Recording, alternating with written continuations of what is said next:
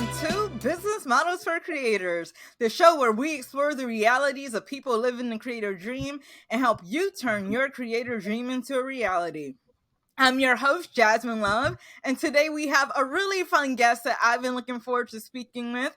We have Ashley Campusano. She is a copywriter and email strategist for people who want to make money online, and she is also an in-house copywriter in the tech industry. Welcome to the show, Ashley, and even though we can't hear you out there, let's make some noise for Ashley. Ashley in the house. I said Ashley in the house. Woo! Hey, thank you for coming. Thank you for having me. Awesome. All right, let's jump into our first segment called content sponging. As creators, we need to watch a lot, listen to a lot, read a lot to stay inspired. So I'm always interested to know, what are you sponging on? What are you soaking into your brain? Could be podcasts, TV shows, songs, books. What are you into right now? Weirdly enough, like Facebook ads and reels. Like at first I was like, oh, let me just watch these for entertainment. And then I'm like, And then I just started thinking more deeply with my copywriter brain while I was watching them. Cause it's like so many people, like there's like so many people doing like the same kind of content, but like you can clearly see which ones are resonating with people and which ones aren't, despite being the same concept. For example, there was this one lady, like responsive parenting is like the big thing now, right? Everyone's like talking about it. Even though it's always been around since forever, it was called authoritative parenting, but whatever. But that's like the new wave, right? Responsive parenting, breaking generational traumas and all that. And this one woman, she was talking about this and all that, but in the way she was doing it, it sounded like she was talking at you. Mm-hmm. She was talking to you like as if you were a parent, like you were already doing it wrong. You're not doing it right. You should be doing this. You should be doing that. And the comment section was a goddamn mess. The comment section was a hot mess. Like every woman was like, you don't know me. You don't know my child. Don't tell me how to parent my kid. It was a goddamn disaster. But there's another woman, Mama Cusses. Most people know her. Like she real lit. Mama Cusses. She teaches the same exact concepts, but in a way that's so highly receptive. There's like I never see a single negative comment like under any of her videos. And she has a lot of them out there. Like none of them are like negative. Everyone's like, oh my God, like I never thought about it that way. Or like, oh my God, I definitely want to try this at home. And one of the big differences is that, and this is kind of like a copy tactic, a marketing tactic, where it's like, you're trying to teach someone something, but you're using yourself as the catalyst, right? She never says you should be doing anything. Never. She's always talking about her own experiences, her own children, the things she's trying to teach her own children and how she's doing that, explaining the thought process behind it. Therefore, no one ever has to feel attacked. No one feels like they're being told what to do. She's just saying, this is how I do things. This is why it works for us. And this is why I'm doing them, so that people can be like, oh, that makes a lot of sense. I never thought about it that way. I would love to try this with my kid. And I'm just like, and that's how you have to do it sometimes. I mean, it can go either way. Some people are super comfortable with that whole like polarizing type of marketing. I will never be, because it's just, I don't know. It just feels like a cheap way to get like an audience building. That's just my opinion though. Like the other people have. See, they're super juicy what you shared though, because I used to have this question. I kind of ended up answering it for myself kind of recently, but a lot of copy wisdom and content wisdom says you want to focus on the word you and make it all about the other person, and like tell other people, like you want to give them value. So like, you should do this. This advice is for you. But what you said made sense. And I think it was Alex Hormozy, and there's some Alex Hormozy stuff I don't like, but there's some of the stuff I do like. He said, especially when you're just starting in something, share the this is my experience. I do XYZ, and teach people that way, because you don't even have most people don't even have the authority to say you should do this and you should do that, because who are you? Like, why are you telling me that? So I like that you brought up the I versus you. So the conventional wisdom is always you. But when you're teaching something, especially when you have to point out like a flaw in the old way, using I could be better, like less divisive for sure. Like it's definitely like a balancing act, because it's like saying a sales page, right? A lot of people are using that you, but it's an empathetic you, not that you should be doing anything. It's like, is this how you're feeling? Is this something you're going through? Like, I understand what it is you're going through because I'm asking all the questions that I know you're going to say yes to, kind of thing. And in that sense, using the you is like the good thing. It's like building that solidarity, right? So it's like when you're trying to use you to make people understand something, that's when it starts to sound like condescending and, coming from a place of like, I know better than you or I know more than you, versus using the you in terms of building solidarity, building empathy, taking them on a journey of, I understand how you're feeling. This really sucks because I know what it's like. And then some longer sales pages, like they even have like the whole beginning section is like, they'll have like excerpts where it's like from people going, I was dealing with this problem. And then they'll switch over to like, is this you? Like, are you dealing with this like right now? So it's like, it's definitely like a balancing act. But yeah, the moment, it's so funny. Someone had shared this, oh my God, I can't remember who it was, but essentially the thing was, it was in one of these Facebook groups. It's like, soup. When I tell you the copy gems, it's Nothing Held Back. They have a free version and they have a paid version. So Nothing Held Back. It's like, it's all things copy, all things marketing. So now it's getting like all things AI a little bit, and it's like, it's amazing. They give so many good nuggets. And what is it? A someone newsletter? had shared. No, it's a Facebook group. Oh, okay. A Facebook group by Alan. I cannot remember his last name, which is terrible because like apparently he's like super well known, but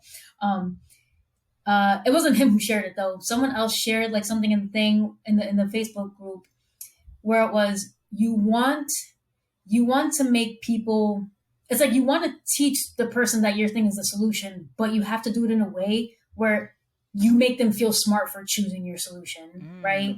You don't want to you want to educate just enough that they can get there on their own. Because if you take them the whole way, it's just going to feel like a lecture to them. It's just going to feel like you're better than them, or like you have all the answers and they know nothing, right? So by the end of it, whatever it is you're trying to sell, you want to make the person feel empowered to make that decision. You never want to have them make it because they feel dumb if they don't, which used to be a tactic back in the day. Like, oh, that's still a tactic.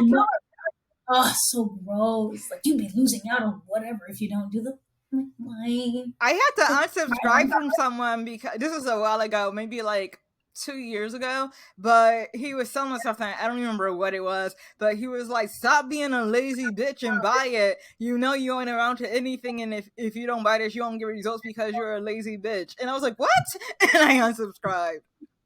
Shame is the most, I'm like, shame and fear are like, yes, they're very high receptive like emotions, but it's like, why would you want to cause that in someone? Like, why would you want to, like, which is why, like, I remember I have a screenshot of it on my phone. Someone had shared like the EPO method, which is like a much more better viewpoint of the PAS method. For those who don't know, it's I was going to explain solution, and the EPO is empathy, possibility, opportunity. So it's like you're empathizing with the person and their problem, right? Then you're showing them the possibilities of what it would mean to solve this problem. Like how would life be if this was not a thing for you? Like, you could be doing this or doing this. And then the opportunity is the solution. Like, okay, you want this possibility? This is the way to get that. Here's your opportunity to take the deep dive, to take the jump, to take the leap. Right? And who created that framework? Oh, that I'm not sure. I just know it was just shared at some point. I'm not sure if that person, it was so long ago. I don't know if they were like the original person for it, or maybe she was sharing it from someone else. But I feel like it's probably not new either. Like, I feel like once more empathetic people have been getting into the market, and it's like they want to sell things without using things like fear and shame and guilt, right? Which is why I could never work in the weight loss. No, it's just, I can't. I just cannot, for the life of me. But yeah, like it's just, some people just they don't get a kick out of causing that amount of pain in people. Like, why? Why would I want to cause someone to feel bad? Why would I want to cause someone to be fearful? That's just, That sounds psychopathic to me. I wonder if it's even good for like the long-term brand. Like, do you want to keep, actually some people do get addicted to being bullied and shamed. Because hold on, I have a confession.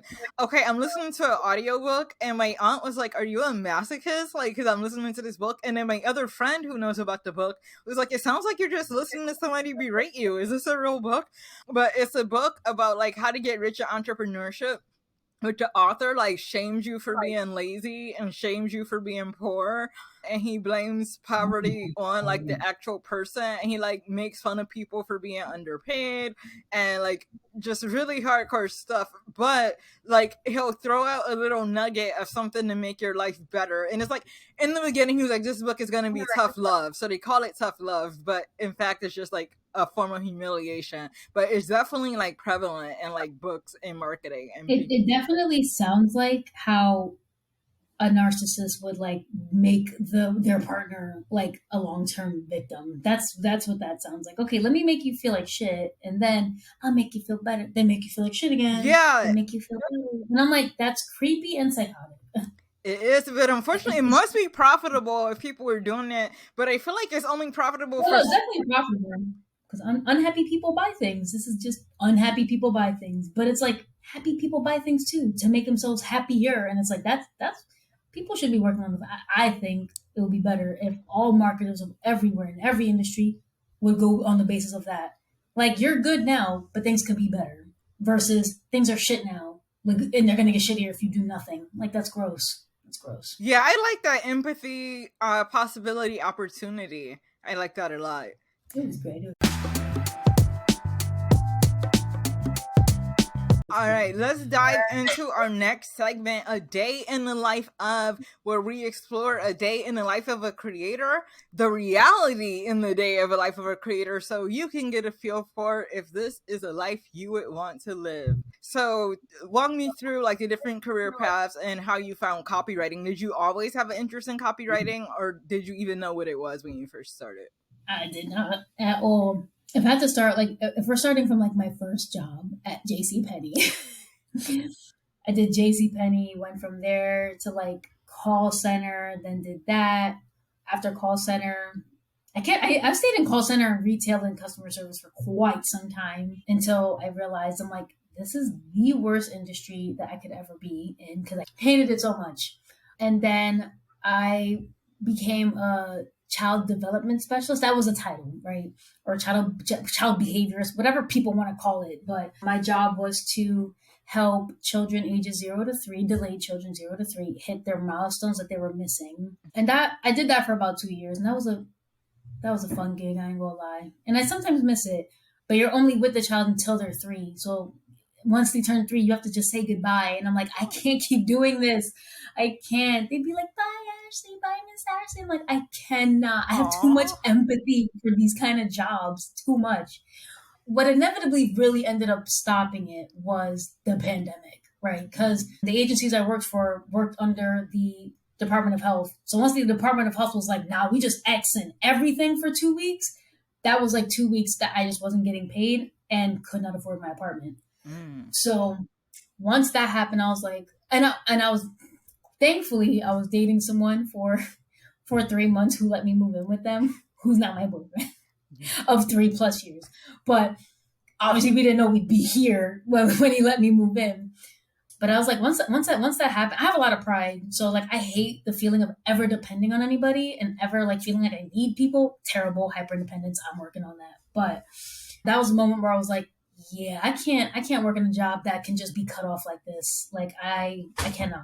That's when I was looking up work from home jobs. Like I was just Googling like, let me just find some things. And somehow copywriting popped up. The Comprehensive Copywriting Academy specifically popped up. And I was like, oh, this looks cool. And then I was trudging along and doing all of this and like doing all the courses, looking at all the modules. And I'm like, I could do this. And then I feel like my story is a very, very lucky one because it's like, I'm very personable. I think for me, I mean, I hope this doesn't sound like annoying, but like, it's not super hard for me to make friends. So a lot of my first clients came from referrals because I like making genuine connections with people. It's never really been that hard for me. You are really Yeah, charismatic, that's for sure. And it definitely helped in the referral department. We kind of made like a group because we were all in the same course. There's a Facebook group specifically for people who bought this course, and I ended up making like a group of friends, and they're all white. So they would give me like the more ethnic clients that they felt like they wouldn't do justice by them, which I understood. I'm like, okay, I get it. Because sometimes, people want that, like, that ethnic nuance, right? So if they felt like they couldn't do it justice, they'd be like, yo, Ash, like, you good? You good with taking this on? I'm like, got you, boy. So I'm just curious now about that. What was it, like natural hair products like Afro Sheen? Oh my gosh, you were like, she's racist, right? She said Afro Sheen, but I used to actually use Afro Sheen in my hair. But was it like natural hair products, or what kind of ethnic niche was this? So like it would mainly just be for like Black solopreneurs, like Black or Hispanic solopreneurs who like just wanted their brand to sound as authentic to them as possible. And sometimes that would mean like if I'm gonna write how you talk, and if you talk in a certain way because you come from a certain cultural background, which happens, right? Someone who's not in there might not get it as fast as you'd like them to, or they might not get it as quick, like as close as you want them to. And some people are just like that, and there's other people who just would rather patron the same kind of, just like if you're a Black owned business, you might want to have Black owned service providers, you know what I mean? And then it happens. So I'm like, all right. So I think most of them was for that reason. They just wanted to feel like that extra layer of like connection. So yeah, like I got a lot of now that I think about it, I don't think I've ever had one actual client from actually pitching. Like they've all been from referrals.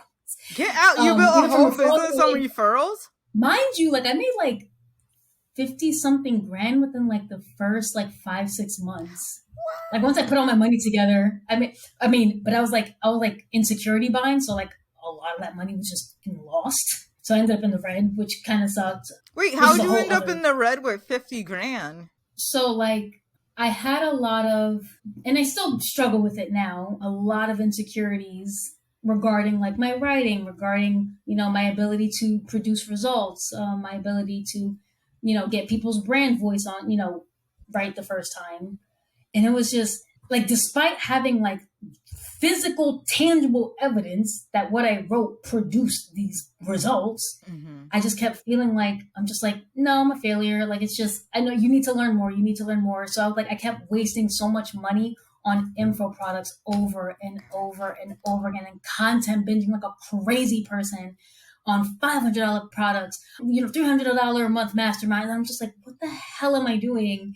So a lot of my money got lost because of that. Thank you for sharing that. I just want to say, because you're actually a newer copywriter than me. You actually got your act together way faster than I did. But I was copywriting for years and years, and I kept buying like super expensive products. And like sometimes there's more money going out than going in when you're doing like membership groups and courses. And so, but I was on that track for way longer than you were. You learned quicker. But thanks for sharing that. One, so if somebody else that happened to, they won't feel as bad. But two, so if they're mid-track, they can stop and be like, wait, I'm supposed to be making money, not necessarily spending all of it on education. Education is good, but don't spend all your money on education. Exactly. Whoever's watching this, if you got a laptop and you can think, that you got everything you need to make a working business. If you got a laptop and can think and can, learn the fundamentals, like you can make a business off the fundamentals. You know what I mean? Like I know a lot more than I did back then, and I still made that money. Like it didn't even matter that I was like super new, and that just baffled me. Like when I really think about it in context, in the grand scheme of things, I'm like, I went from literally not knowing what the hell copywriting even meant, or that it was even a word. The only copyright I knew was the one for trademarking. That was what I knew. And then 2019 hit, and then my entire world changed just because of this one profession. I made so many friends, learned so many things. I physically cannot see marketing the same anymore. Like I just can't. From then on, could not see marketing and branding the same. And it literally just feels like you walked into a different reality. That's what it feels like. Like it felt like I went from one life that just felt chaotic, out of control, and shitty, to one filled with hope, with goals, with ambition, with them. And I'm just like, where the hell was this the entire time? Like, why didn't I do this sooner? And my partner definitely helped a lot with that, like with the whole like stopping to buy the info products earlier. Yeah. Because we do feel like about our finances, like we have our own separate accounts, but we're as a partnership. Like it's like my money, your money's my money, whatever. So when he noticed that I was like just not being good with my money and being a crazy person, and just buying all these things, he had to keep being the one to tell me because I didn't want to admit it. I was like, no, you don't know what you're talking about. Like, I need this. I need to learn this. Like, it's going to help me like make more money in my business. And I'm just like, you sound like me. That's why I laugh. And he was like, are you sure? He was like the small voice in my head, but like outside of me. He's like, you sure you need that though? I shit you not. I know I definitely have thousands of dollars worth of info products on my thumb drive, on my OneDrive, and on my Google Drive. Like they're just everywhere.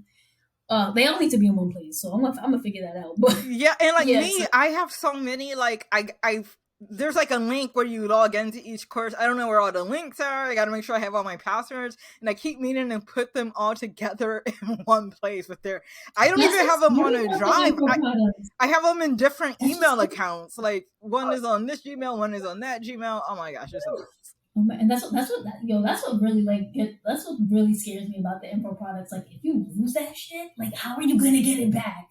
Like if you didn't put it in a place where you can find it again, like because it's not like a website, right? You can't just go on the, right. You know what I mean? Sometimes these things will be like downloadable things from a website that was only up when it was getting sold, and now it's like the URL is gone. The right, or if you forget the name of it, the name of the product, you can't search your email for it. So yeah, exactly. Like I saved the sales page. It was from Kevin Rogers because I have like a nice little, I have a folder for like literally everything, so I can have inspo all the time, and to also kind of like dissect them and understand the patterns or whatever.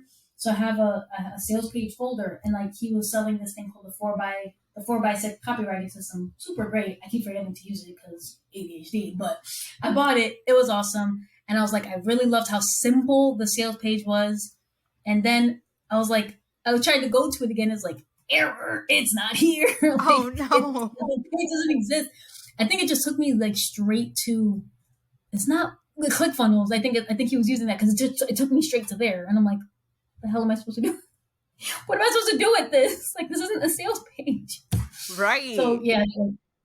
Oh, and so while we're here, so we can really help people, because I want to save people from this. How do you tell the difference between a course, now that you have all this hindsight knowledge, between a course you need and a course you're just procrastinating with or feeding your imposter syndrome with? What's the difference, and how do you make that evaluation? I would say if you're looking at an info product, think to yourself, for where you're at right now, is it imperative to know this information? Like, do you know the fundamentals of whatever it is you're about to buy? Because if you know the fundamentals, but you're not like super far out there in your business, it's like, am I at a place where I need to know this, right? So like, you know what I mean? Like, that's probably like the only thing, really. Because like outside of that, like it's really hard to be able to. It's really hard for people to look outside themselves and see the insecurities taking over. You know what? Actually, that's a bet. I'll rephrase. If it feels like you're buying something out of fear, it's not the info product for you. If you're buying it because you feel like you're gonna suck if you don't buy it, it's not the. You don't need to buy it.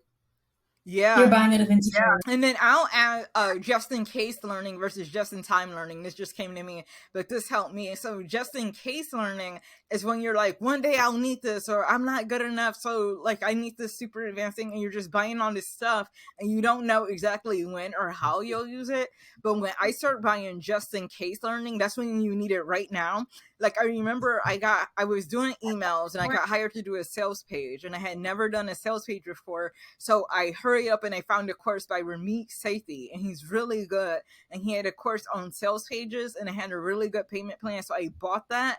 I binged it. legit. And then I wrote a sales page and my client was really happy with it. And the course paid for itself because I had an assignment like in the pipeline that I needed to learn how to do this thing with.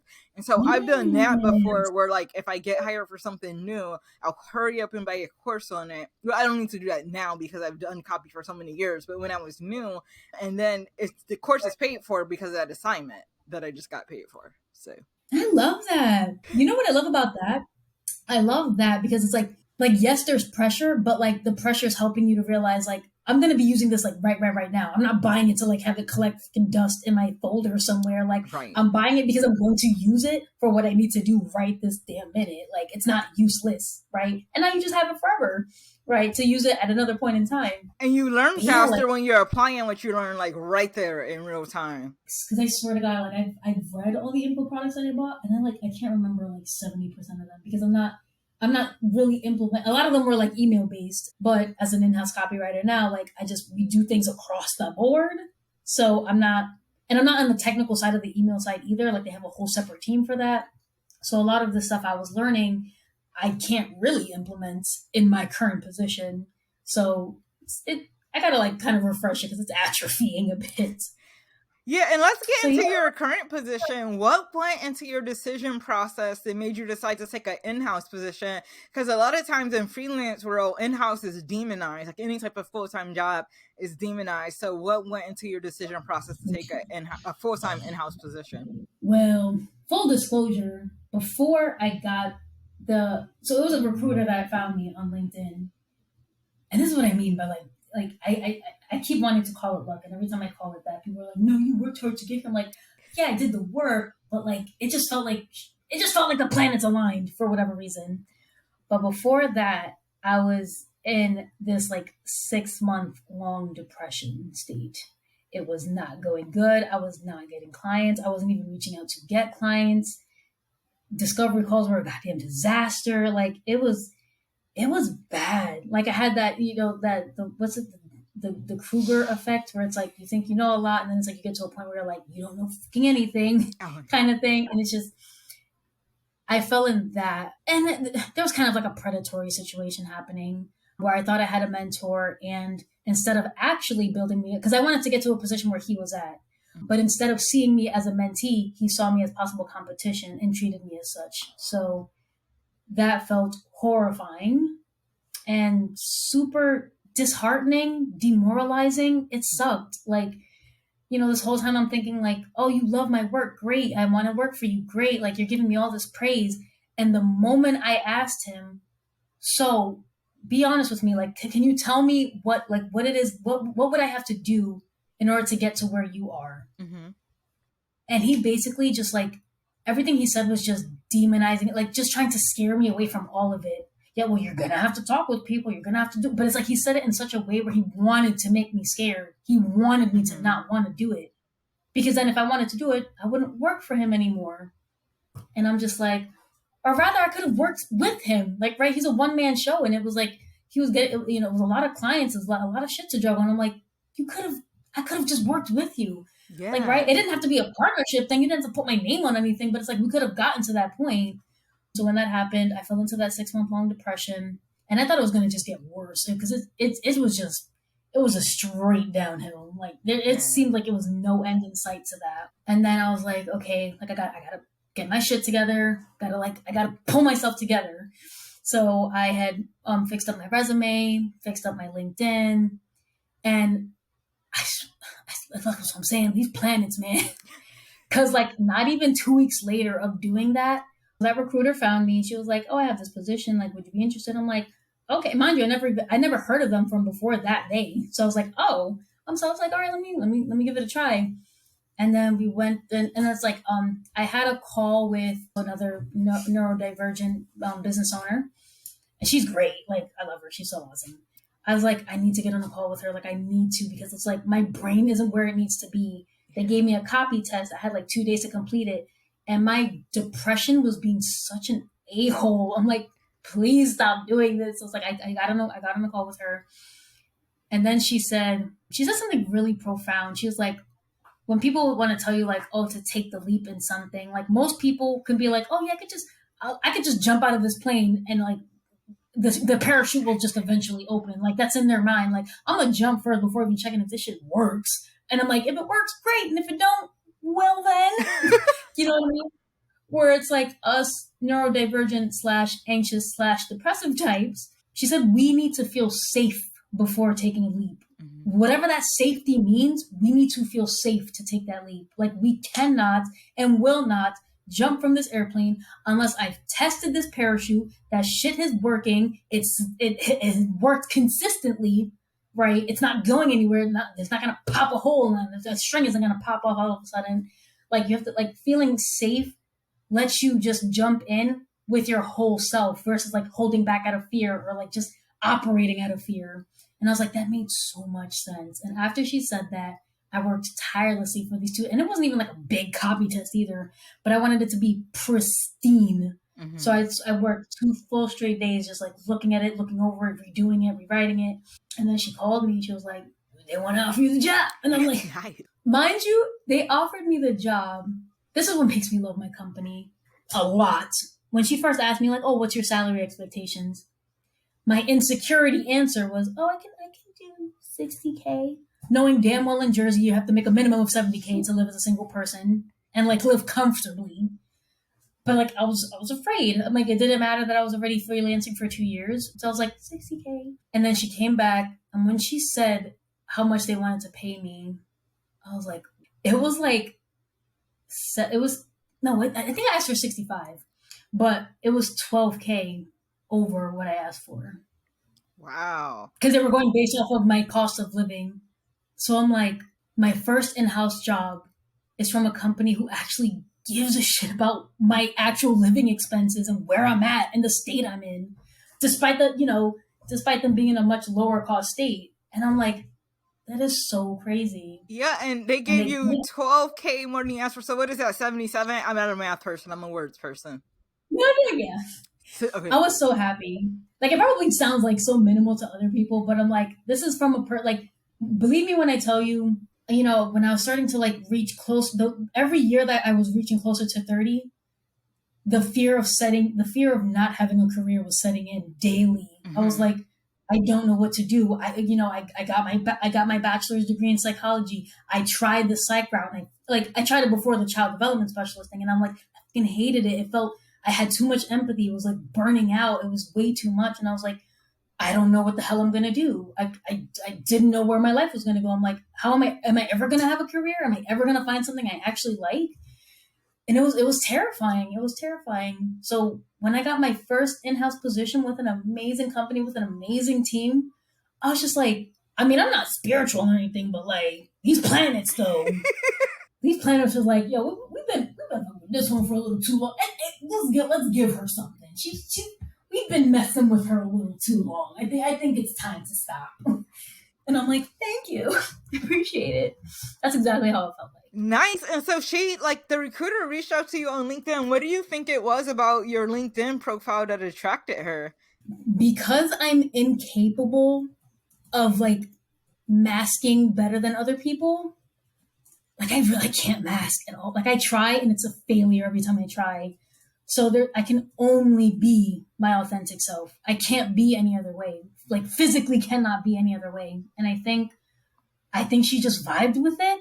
I think she honestly just vibed with it. Like, the picture on my resume, it's like my brand colors. It's like this like magenta and like this like dark navy blue. And like, like some marketers will have like, it's like a circle and it's like the background's always like some kind of yellow like tint. Oh yeah. Like for marketers. And it's like, and I despise that color. It's ugly, whatever. No offense to y'all. It's an ugly color. So instead, mine was just like, it was like a nice little, I think it's actually the same color, like the magenta of my brand. So it's like magenta or like pinkish kind of, it's like this nice soft hue of a pinkish magenta color. And so like everything about my LinkedIn says like, if you vibe with me, I'm a good worker. You know this because it's like you can see the work history there anyway. But it's like if you vibe with me, like we're gonna click. Period. Like there's no ifs, ands, or buts about that. We're going to click. There's no doubt, no question. But if you're looking for someone more conservative, then it's like it's already a done deal. You already know I'm not the person. Yeah. Like it's one of those. I'm one of those people. You're either gonna super love me or super hate me. Like there's no in between Yeah, most of the time. you are pretty spicy. I mean, flavorful. You know how like Indian food has all those different flavors and aromas in it? That's how your I ordered personality that is. today. Oh, really? I I'll ordered get Indian out. food. Yeah, and so another Ooh, thing, well, were you posting on LinkedIn regularly, or was it that your profile was just optimized? a little bit. I was posting a little bit because it's like I was still a little nervous about posting on LinkedIn because to me it just feels like LinkedIn feels like one big office room. And I Hmm. hate offices because I know how you're expected to behave in an office, and I don't fit that mold. So I'm like, ugh. So every time when I was posting on LinkedIn, it was very like far, few, and in between because I still felt like weird about. I still feel weird about it now, but I did have some stuff on there about like brand voicing and stuff like that, brand voice development and things like that. So you probably saw a couple of those. But yeah, even in my resume, like I have like like the little top part where it's like you have like a nice summary about Oh, yourself. yeah. I was just playful with it. I'm just like, this is me. Like it doesn't sound so stuffy. It doesn't sound so like here's my blazer and pantsuit. Like there's nothing wrong with that. Nothing wrong with that. I love pantsuits. I just don't.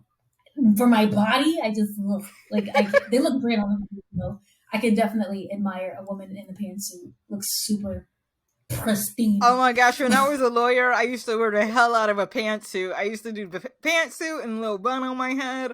I actually have a really masculine tops, so like the tops with like the sharp collar and the button downs and the pantsuit.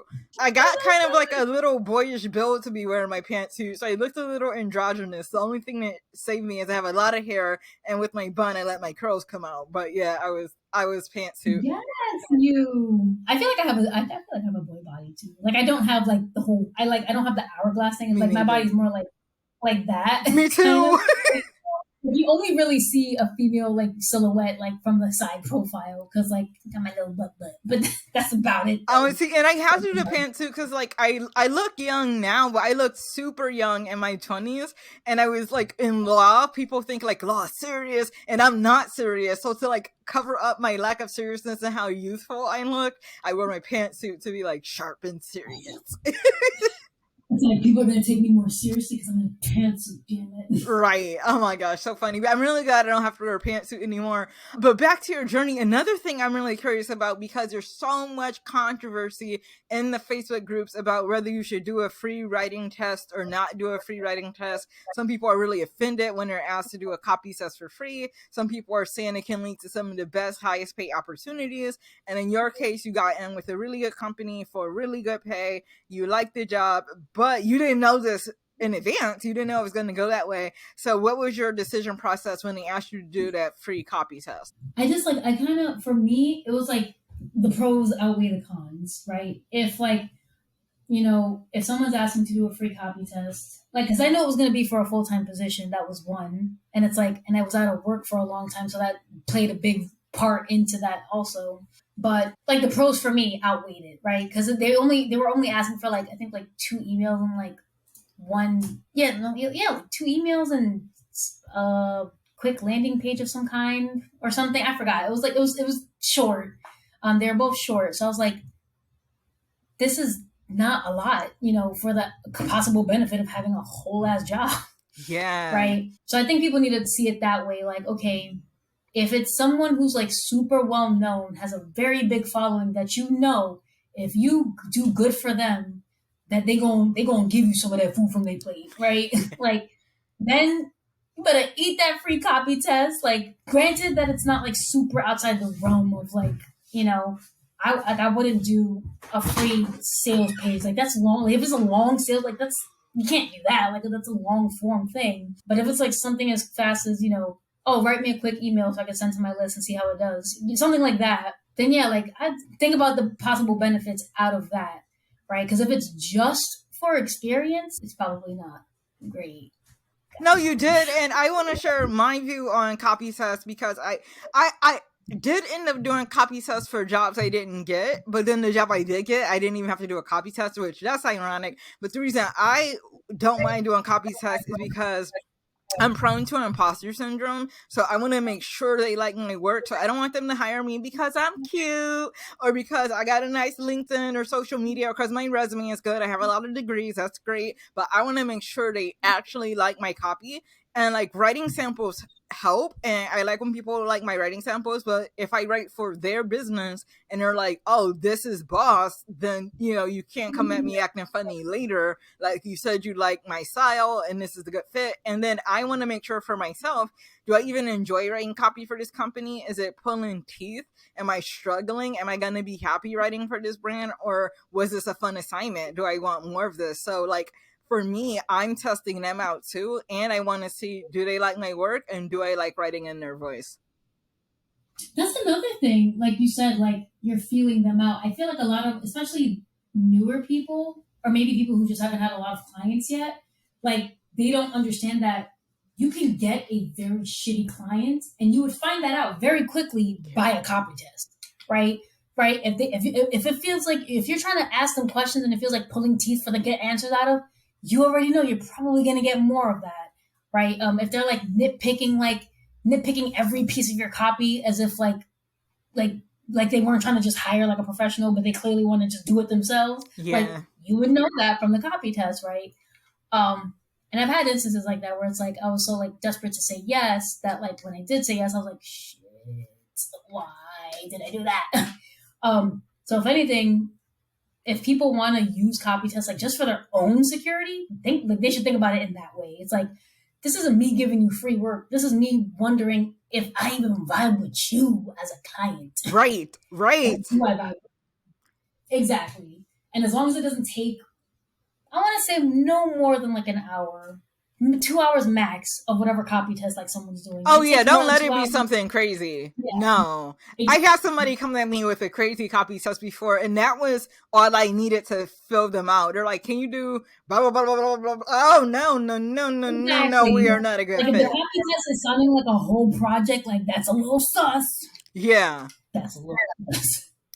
Exactly. Well, let's dive into your regular day. I want to know what a day like is for you. So around what time do you wake up in the morning, and do you have a morning routine? So because my company is 2 hours behind me, I get to wake up at like 11 a.m., which is nice. Because no meetings start. Usually a lot of meetings that we do have don't start until like 11:30, 12 and onward. So I was like, So I wake up usually around like 10 because I'm just not a morning person at all. I pet my cat. I'll sometimes just sit in the bed for like 10 minutes, just like playing with my cat. Then I open up my laptop. I check my work front, see what's on, because I get to see like what's due today on the side. So then I start doing the work. And for those of you who are like against like AI, yes, I use ChatGPT at my job because it's amazing. It's like, I don't want to sit there spending 3 hours having to think when I could just take a concept that I already know I have and then just make it 10 times better. Like, I'd rather focus my time refining something. You know what I mean? Yes. Like, some people could spend like the 5 hours just like in the ideation stage. And I'm like, that's way too many hours. I don't want to do any of that.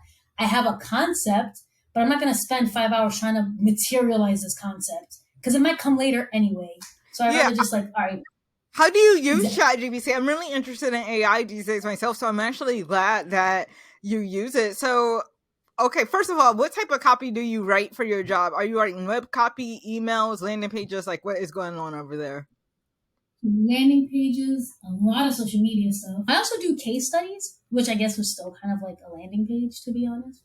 And then there's like sometimes like miscellaneous ones, like if they're doing a raffle and they want to have raffle copy. And now what kind of assignments would you be most likely to use ChatGPT for? I mean, I use it for like YouTube descriptions, definitely. And sometimes in an email when I can't figure out a word. But most of the time I'm using it for like to help with subject lines. Yeah. For the most part, like sometimes I'm just like stuck on like, okay, like what word do I need? 80% of it is using it to find the different words for something because my vocabulary is not that vast in any way, shape, or form. So I'll be like, another way to say this word or another way to say this phrase. Sometimes I know I want to have alliteration in something, but I just can't fathom what words to use for that alliteration. So I'll have it do that because I'm like, I know how I want it to sound. So that's basically how I use it. I just use it to get my unrefined concepts into into physical form, so I can have something to look at and work off of. Because then it almost builds on top of the last idea, right? So it's like idea one, ChatGPT, build on that. Idea two, ChatGPT, build on that, and it just goes back and forth until I get to a point where I'm like, I like this. This is where I was trying to get to.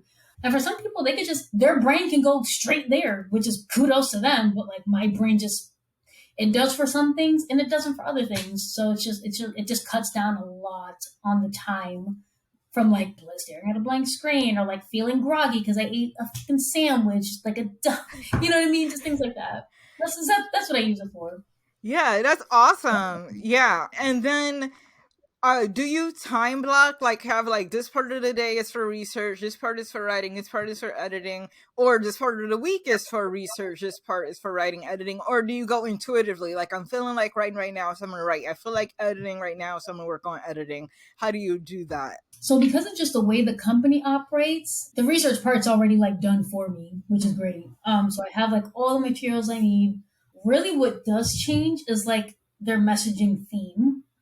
So if they have like a messaging theme that they want to like portray, or they want to focus on a specific thing, like if they want to focus on cybersecurity, then it's like, okay, like that's going to just be the thing. But then, like I said, they just have multiple of just info. They have, they have white papers everywhere, PDFs everywhere, webinars everywhere. So I'm just like, yeah, I don't really have to like look for too much. But if there is anything pertinent to what I'm writing, like if they want, if it's something like specifically very tangible to what I'm writing, they actually include it in the creative brief for me. So it's like if they feel like it might be hard for me to conceptualize what they're asking for, they'll be like this, and they'll have like an example like link in the creative brief, or like if they don't want to change something super much, they'll have like a former thing of that exact thing. It's like, here's what it looked like before, but we just want these like kind of changes, things like that. But other than that, like it's a pretty straightforward process. Our editing process is like, so it's like I write and then it goes to the manager of copy or the lead copywriter. Mm-hmm. One of those. It's usually, for me, it's the manager, the copy manager. For the other copywriter on our team, he usually gets the lead copywriter to do that. So I write, I put it in, they see that it's ready, they do edits or suggested edits. Because they're very conscious of not changing our copy. Because it's like, that would just be, it wouldn't be helpful if they did that. So they refine some things up, like if it was like a messaging issue, because it's like, I haven't made a year with the company yet. So like there's some just brand specific messaging that I'm still getting used to with the nuances and how we say certain things. So he'll fix up that. And then it comes back to me, and then I finish that up, and then he does like a final edit for anything that might be missing. And then it just goes to wherever it needs to go to after that for design and stuff like that. So it's a pretty straightforward process. Awesome. I think I'm about to sound lazy, but I hope that I'm not lazy. But one of my favorite parts of in-house work, because I recently switched to in-house work too, is the brief you get. I love how thorough the brief is, because like my company too, they already have like webinar copy and blog post copy and other forms of copy I can pull inspiration from and get like my background research from. So it's just so convenient to like have it in the brief. We use Asana, and then I could just like do my thing. I love it so much. It's so great. Like, honestly, especially like when you're doing in-house, and it's like, because I know like you could do in-house for like agencies, so you'd still be like doing like multiple industries, or you could be doing in-house and it's just that one, that like just the company itself. And it's like, so once you've gotten a sense of like what the company is about, what it is they do and everything, it's like you almost never have to do the research again. Yeah. Because it's like, it's like one time, and it's like, it's just the same thing. You're just putting it in different words, you're trying to hit different audiences and whatever. So those things kind of like change up. But the research part is like, it's just that one and done. And you can just have refreshers if you want. But after that, you don't have to like look super deep into it again, which is like, I do sometimes miss, I'm not going to lie. I do sometimes miss it. Being able to like, I mean, I love software, don't get me wrong. But I also love hair care products and skincare products and candles. Man, honestly, my most proudest babies were my product descriptions, which I know is like super weird, but like I killed them descriptions. Let me tell you. That's awesome. It's on my webpage. It's on my webpage. That's like it's my most happiest feat, because it combined so many things that I wasn't even exactly sure of, but I picked up on it so fast. it was a big project. It was like an overhaul of like over 100 product descriptions. Oh my They weren't God. super short either. They weren't short, but they were broken into sections, which made them easier to write. So over 100 of them, because the company was trying to promote them on Facebook. But when it comes to natural products, Facebook has a habit of like flagging literally everything, thinking that it's medical this or whatever that. So they kept hitting it over and over and over again. They're like, why is this happening? And when it does that, it can be made available for purchase. So here's over 100 products that people can't buy from Facebook. So however much revenue they're losing from that is what was happening. They also can't use it for Facebook ads either. So when we did that big project, we went from, I think, about like 115 products in one round of revisions. It was like 115 products down to at least like I think under 15 in the first round of revisions. Yeah. So I made 100 products available for purchase within that first round. It was awesome. I love it. Oh. Okay, this is juicy, so we gotta skip ahead. I was gonna ask that question anyway, like what was your biggest win as a creator? And you just answered that. How did you make that win happen? Like what? Like that's a tricky situation. Like Facebook compliance is really tricky. So when you were faced with that obstacle, what did you do to overcome it? So because I wasn't like super sure, like some things like I felt were like kind of like obvious, like right. So they would have like words like eczema, like there were conditions. If I had to guess, this one thing might be it. Not mentioning conditions, but I also did some Googling. I was like, Google was a little bit helpful. And I kept thinking like, what would be like the biggest industry that this is probably happening to? Essential oils, I guess. So I was like, and then I was looking, and then I happened to find there was like I had this whole like, it was a whole chart of like bullet point words to not mention which helped a lot. Oh, nice. It was specifically for some brand, but it's like people who sell like, it was like kind of like an MLM for selling essential oils. Yeah. So this was meant for them, if they were going to sell it online. So, and it had like so many bullet points. I was like, I bet. So I'm like, I already know I can't use these words. So that helped tremendously. What also helped was I also looked into like protein shakes, because I was like, okay, like they're meant to do things for your body. So I'm like, so I went in the Facebook ad manager, looked for some of those to see how people were writing their descriptions. And I noticed the pattern is that they're telling you its benefits, but in a way that it's not telling you it'll do this for your body.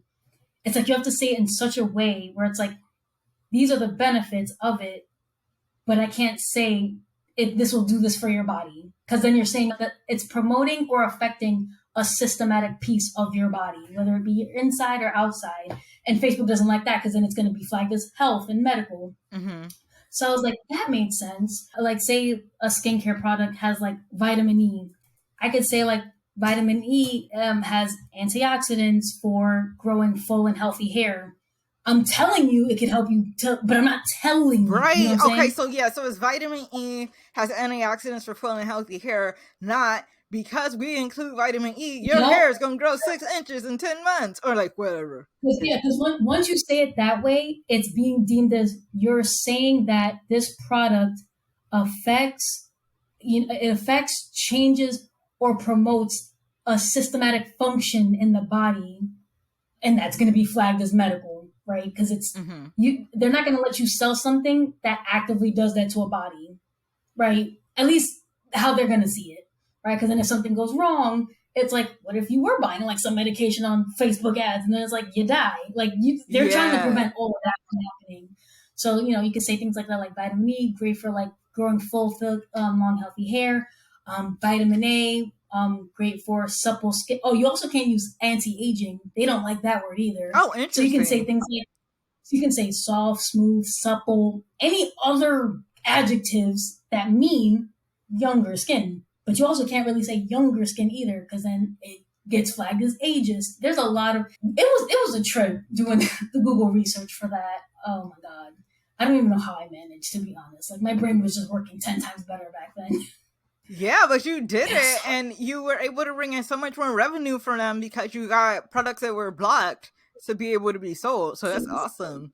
It was so good. I felt so proud because I'm just like, I believe in these things. Like I believe, like, and it was a core belief of mine. Like I'm a super huge advocate for natural products. I use Lumi, like the deodorant. Oh yeah, I like because it's more Lumi. based deodorant. Lumi does not sponsor And me, it's but like hey, Lumi, if you want to sponsor me, hit a girl up. All right, continue. I also use like vegan shampoo and conditioner. Like it's not part of like every part of my life, but like for the things that I can manage and figure out, like I try. But I am a huge advocate for natural products because I know there's a lot of products out there that really F with people's skin and like make them lose their hair. Like relaxers, for instance, they're seeing like strenuous, evidence that it's tied to an increase in fibroid, an increase in cervical cancer, and it's like particularly in Black women because we're the ones who use relaxers. So it's just like things like that, like, and it was a Black-owned business on top of that, and their entire point was there's so many things out there that they know Black people are more likely to buy, and it's harming them in the long run. It's harming them. It's messing up their skin. It's messing up their hair. But even less superficial than that, right? It's hurting them internally. They're getting cancers. They're getting heart problems. They're getting fibroids and things like that. Rashes. It's like really just because companies don't want to just make better products. They just want to use cheap shit. And it's just like, and I hated it. So I really put my all into that project because I truly believed in it. I'm like, this is all natural products. These are meant for people to get the benefits of the things they're looking for without getting hurt. Yeah, and I'm really glad you mentioned this because, like, it may seem like a tangent, but I want people to know you can use copy to like carry out your values. Some people think like copy is manipulative or is empty because it's just sales and marketing, but copy is persuasion, but persuasion could be a good thing. You can use copy to help your favorite political candidate raise money. You can use copy to help people find better products that are natural and don't hurt them. You can even focus those efforts on a specific group if you want to have help products to help women or to help people of color or to help neurodivergent people. Like both me and Ashley are neurodivergent. So like there's just so much you can do at copy. It doesn't have to be empty because it's sales and marketing, and it doesn't have to be evil. So I'm actually really glad this story came up. Before we wrap up this segment, I want to talk about two more things. I want to talk about your copy coaching offer. So in addition to working in-house for a tech company, you do copy coaching. And tell me, how did you learn to be a copy coach, or like how did you know you're qualified to coach? I first became a copy coach when I in the same course related Facebook group. For the first course I did in copywriting in the Facebook group, I got my first start there. I started new just like everybody else, but I was picking it up quickly, and I was like, okay, and I was showing a lot more, in the Facebook group, people would ask like for feedback all the time, and I was like one of the ones who would provide like a good amount of that feedback, but I would like go in depth with it, and people were just loving it. And I was like, because I worked really hard on working on how to give feedback without sounding mean or condescending or like telling someone that they did something wrong. So they loved how I was giving it. There was already copy coaches there before, and I don't think they were like hiring for anyone. Well, not hiring, but like they weren't giving any more of these positions out actively. Mm-hmm. But then I had just asked, I'm like, do you think I could be a copy coach? They were like, yeah, you can be. And I was like, oh, nice. Well, okay then. And I love that you took the initiative to ask, but continue. When I asked them, because I'm not going to leave this out in this, I asked them, because on the team there was, it was all white people. I hate saying it like that. Damn it. And they were covering a lot of bases. Like there was women, and then there was a gay man. And I was like, oh, so you're covering a lot of bases. You're kind of missing one though. Yeah. And I'm like, and I think I said it like, so you got the bases covered, but for diversity's sake, you're missing one more. You're missing one. They were like, do you want to be a coach? I'm like, hell yeah, I would. Nice. Because it's like, I know, and the group is like, it's like 7,000 people now, but when I was in it, it was like 3,000. It was like a lot smaller. And I noticed that while there were people of color in the group, they almost never said anything. Mm-hmm. And it's like, and I'm like, why aren't they saying something? Why aren't they saying something? And in my mind, I'm thinking like, they must probably feel like how I felt. I'm just like, right, yeah, I'm American and yeah, I speak English, but like, why would anyone want me to write copy for them? right? It's like it's not, there's no shortage of material out there where you have non-melanated individuals making more than melanated individuals doing the same job, right? It's not just for gender, it's about races too. And it's like, and I internalized the hell out of that. So it was like gross on the inside. Ugh. But as once people saw that I was a copy coach, there was a lot more people of color saying things now. There were a lot more people wanting feedback. There were a lot more people seeking the help because they were like, you know what? If she gonna be there, I could do this. If she could do it, I could do it. I'm like, yes, you can. Yes, you can. And then I got some of the coaching people, because what they do is they go into a Q&A schedule letter. So I had to get it in my email that it was assigned to me. And I was like, lit. And we would go on these copy coaching sessions. And honestly, a great deal of my clients, it was just, we were undoing that, the internalized racism. We were undoing that. Because it's like, they would bring up their website, and then, we would go over their website. But then it's like, I hear how they're talking to me, and I'm like, I don't see any of this in your website. What's going on? And then they're like, you can just see like they're just scared to be themselves. Like they're afraid of looking ghetto. They're afraid of looking unprofessional. And I'm like, child, please. Like, I love you. People are going to love you. Like, oh my God, it was this one woman.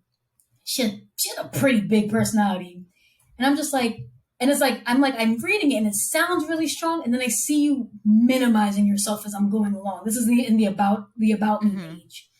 And I'm like, what's going on here? Are you like, what you scared of?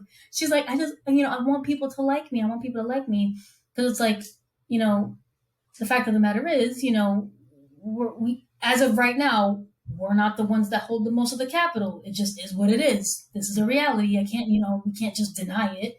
So, like, I know she was feeling that way. She wanted to appeal to people who don't look like her. So she wanted to sound like people who don't sound like her. So I'm like, don't do it, girl. Because then you're going to hate your business. You're not going to want to do it. And you're going to get clients who are going to they're only going to be liking you for this fake version you gave them. And you don't want that. You want people for you.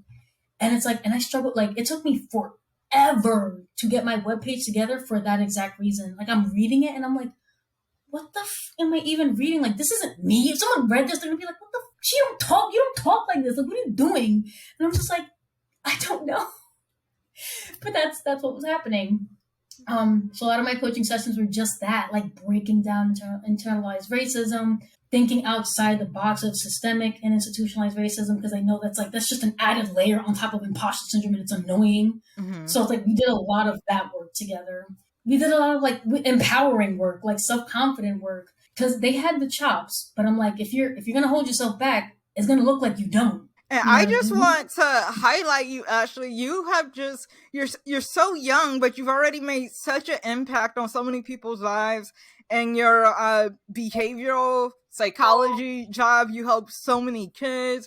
And then as a copywriter, this coaching, well, actually, let's get to like the natural products. You help that business and you help the customers get connected with the natural products. Then as a coach, like that work you just described, that is like, I got chills. Oh, my arm's too hairy, but my body hair is standing up. But that is it's such important work. And that's how I met you, because of how generous you are on Facebook.